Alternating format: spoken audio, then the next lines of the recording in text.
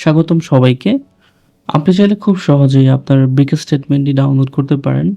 তো চলুন দেখা যাক কিভাবে স্টেটমেন্টটি আমরা ডাউনলোড করতে পারি। তো প্রথমেই আমি বিকাশ অ্যাপসে লগইন করে নিচ্ছি।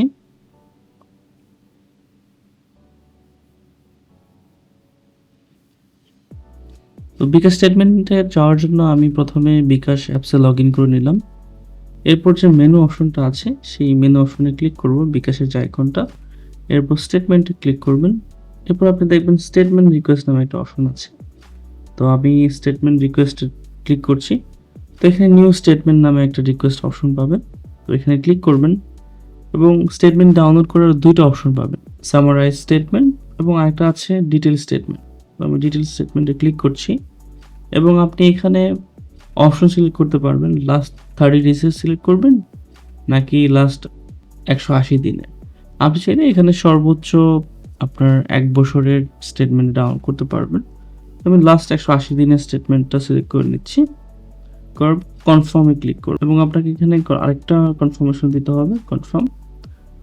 তো এরপর আমার স্টেটমেন্ট রিকোয়েস্টটা সাবমিট হয়ে গিয়েছে এবং উইদিন 24 আওয়ার্স মধ্যে আমার স্টেটমেন্টটা চলে আসবে এবং এখানে ডাউনলোড করার অপশনটা অ্যাভেলেবল করবে এবং স্টেটমেন্টটা ওপেন করার ক্ষেত্রে আপনার পাসওয়ার্ড দিয়ে ওপেন করতে হবে। সো আমি একটু ওয়েট করছি। আমার স্টেটমেন্টটা অলরেডি চলে এসেছে, তো আমি এটা ডাউনলোড করে নিচ্ছি। একটা ব্রাউজারে চলে যাবে ডাউনলোড করার জন্য। হ্যাঁ, এবং আমি ডাউনলোড করে নিলাম। ডাউনলোড কমপ্লিট হয়ে গিয়েছে। স্টেটমেন্টটা আমি ওপেন করে নিচ্ছি